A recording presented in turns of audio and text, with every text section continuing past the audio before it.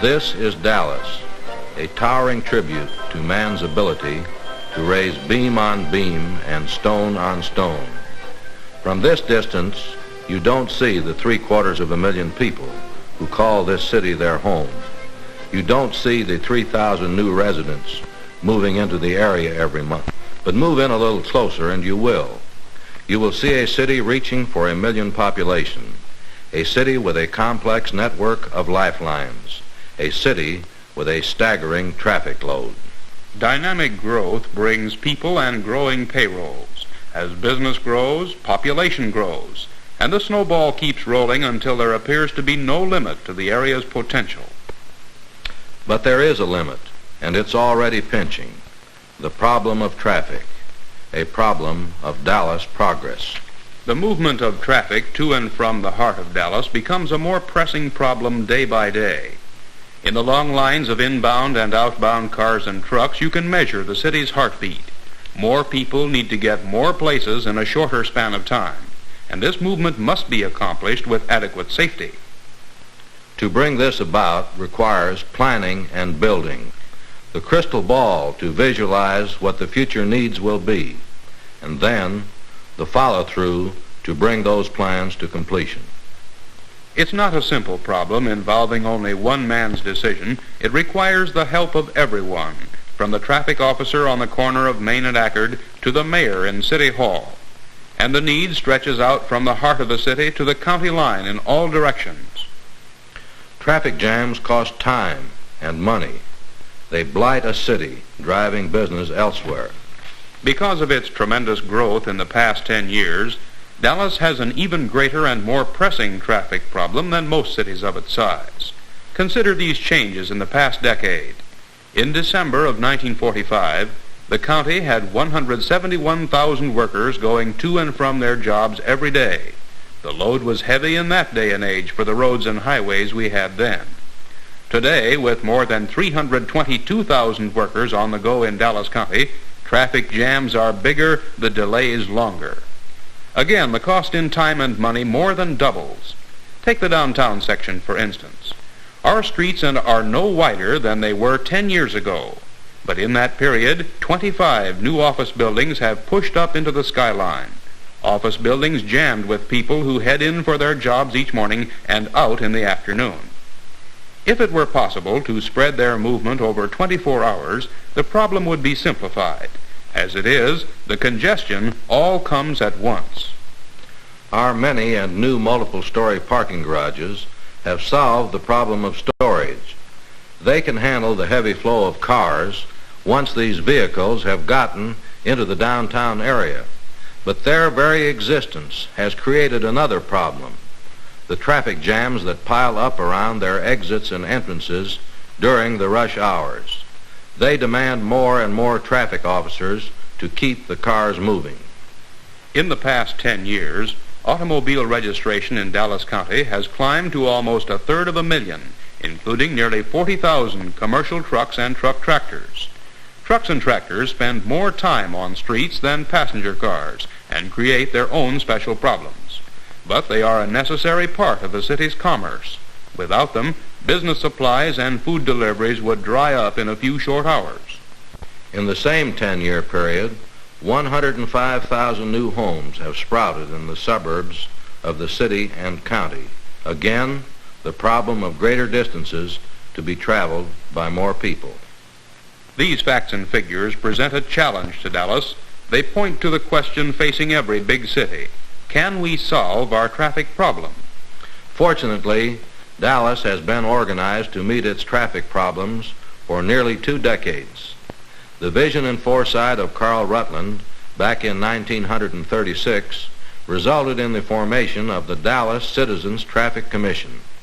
In its first years, it was virtually a one-man crusade. In the past 2 years, under the leadership of L.H. Howdy Rideout, the Traffic Commission has been broadened to include men and women from every civic group in Dallas County. They have a single purpose: to recommend ways of improving traffic movement and safety. Like any major difficulty, traffic must be analyzed in its separate parts before the whole problem can be solved. To do this, The Dallas Traffic Commission considers each problem in the light of three basic concepts: education, engineering, and enforcement, the three E's of the city's lifelines. Education, engineering, enforcement. The actual job of traffic law enforcement is in the hands of our city police, county sheriff's deputies, and state highway patrolmen. These officers have the monumental daily problem of keeping cars and trucks moving, a problem complicated by cotton bowl spectacles, the Christmas rush, and other events that bring in people from miles around. With these officers lies the responsibility of giving you and me traffic tickets when we violate driving or parking regulations. They are the enforcement arm that bears down on the speeders, curbing the fast drivers' impatience and thoughtlessness, reminding them all that they have the same rights, privileges, and responsibilities. Their job is also to track down and arrest the drunk driver wherever they find him, often a dangerous job as the irresponsible drunk weaves his thoughtless way through traffic. But if safety is to mean anything, if expressways are to serve their purpose, those who violate the laws must be arrested and convicted so that the law-abiding can drive in safety. The officers must also follow their cases through the courts. Without this effective follow-through, there would be no effective enforcement. Helping clear the log jams in the field of enforcement is the Internal Law Enforcement Committee of the Citizens Traffic Commission. This committee, working closely with various law enforcement agencies, sees to it that the guilty are punished and that citizens charged with minor violations are handled quickly and courteously. Every year in Dallas, thousands of students in our grade and high schools take a long step upward in their maturity. They assume the responsibility of driving the family car. It's not a responsibility that should be taken lightly, for in their trust is a 200 to 300 horsepower motor that easily turns into a weapon of death. Driver training in the schools must be supplemented with home training, constant reminders of the demand for courtesy and safety on our streets and highways. The juveniles who do not learn these lessons must be punished. And here again is a problem that the Traffic Commission has given much thought to. Through the Commission, Dallas has set up special courts for the handling of juvenile traffic cases, courts operated by the teenagers themselves. The Juvenile Driver's License Committee meets every week and spends hours with special cases. Their purpose is to see that the driving permits are handled fairly. An advisory function, it's true, but one that saves uncounted hours of time for officials who have the responsibility of screening applicants. The Traffic Commission has done much to relieve problems in and around schools. Driver training equipment and courses have been added. The third county-wide Youth for Safety Conference has just been held at Southern Methodist University under the guidance of the Commission. And the Dallas School Program has received first award for the past 2 years in the National Safety Council's annual safety contest. As more and more cars are added to the city street load, traffic around the individual schools becomes more of a problem. Young children are faced with a death-dealing prospect of dangerous crossings and heavy traffic. The manpower of the Dallas Police Department is not sufficient to provide full-time officers. Through the Citizens Traffic Commission and other groups, part-time officers have been recruited to handle traffic near schools. Well-loved men who are devoted to their charges and their duties. As the youngsters grow older and more responsible, they themselves take an active part in school patrols. And even the youngest child respects the red flag of the safety patrolman. This is not an accident. It's an outgrowth of education, spearheaded by the Traffic Commission. And Dallas, with one of the finest records in the nation for the safe conduct of children to and from school, owes much to the planning that produced this record. While construction moves ahead, Dallas must make the best of what it has at the moment. Enforcement of traffic laws must continue at a high level. And here, too, a large force within the Traffic Commission does its part to see that the laws are obeyed. A secret group of more than 1,000 men, known as T-men, are constantly on the alert to spot the speeder who thinks he isn't being observed. the stop sign crasher who is sure no officers are around. Passed on to the police chief and the sheriff, these T-men reports are processed into letters from the lawmen and sent to the violators. Reminders that violations breed accidents and arrests.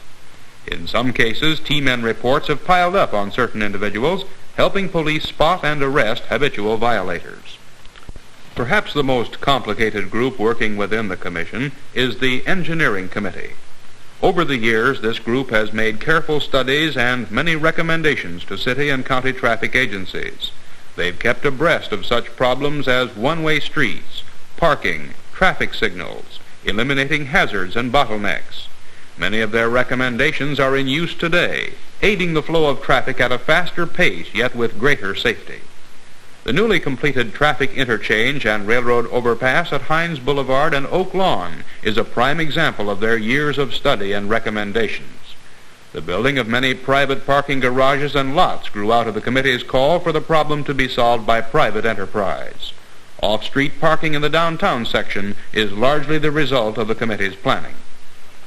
But here again, the recommendations on parking and one-way streets require another E of traffic regulation, the E for education.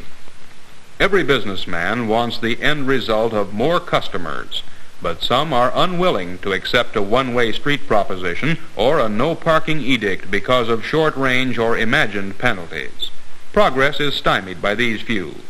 Yet even a schoolboy could figure out that downtown streets can't be used at the same time for both car storage and traffic movement as the load increases. Without alleys, our streets must bear the double burden of cars and trucks. The city can't survive as a major shopping center unless both have adequate access to places of business. Education moves on to every thoroughfare with our traffic safety signs. Whether or not the individual driver is conscious of every sign, their frequency around the city soon plants the thought in his mind.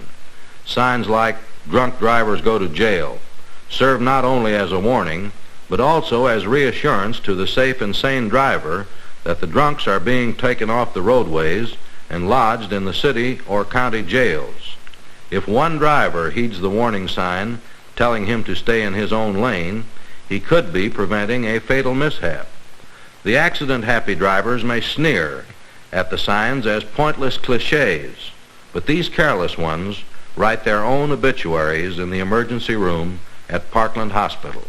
If these signs help educate, however indirectly, and help cut down the death, injury, and property loss figures, they have more than proved their worth. These things are being done now, but what of our city's future needs? Dallas needs fast action on a one-way street system for the entire downtown area. Within a month or so, the last of the Dallas Transit Company streetcars will have made its last run. The tracks, in many cases, the traffic safety islands, will no longer be needed. And for the first time, a one-way street system for downtown traffic will be feasible. More shoppers will be able to get into the downtown area, and essential traffic will be speeded up. At the same time, completion of the expressway loop around the central business district will route through traffic away from the downtown area. Where at all possible, traffic slowing jogs should be straightened out. Widening of essential arteries is a must, as well as resurfacing. On a long-term basis, we must have a master plan adopted by city officials and covering all phases of transportation and other municipal facilities. We must have certain persons or agencies directly responsible for preparing this plan, and it must be flexible enough to keep one step ahead of the city's development. Provisions must be made for revision so that the plan can best serve the needs of a fast-growing city. And all these long-range plans must be coordinated with capital expenditures so there is a guaranteed continuity along with economic operation. Land buying, zoning, and subdivision control must be tied in, all within the framework of city ordinances that are designed for Dallas growth. There are legislative needs that rank high on the list of essential items. City and county traffic law enforcement should be on the same basis, You can't enforce traffic laws where the penalty is multiplied 4 times outside the city limits for the same offense inside. Corporation court needs to be streamlined to become more effective. More men are needed on the police department staff. And constantly we must remember that traffic is the lifeblood of the city. Slow down the traffic and the heartbeat slows down. Stop it and the city dies. Dallas people must constantly be informed and aware of what the needs are. Every problem must be measured and met in terms of the 3 E's: enforcement, engineering, education. Dallas is a great city, and all the greater because each of us knows it is our city. It will continue to be as great as our vision makes it and our children after us. But greatness is not a static thing. It must be dynamic. Our job, the whole city's job, is to keep the lifelines open and free-flowing. It can be done. It must be done.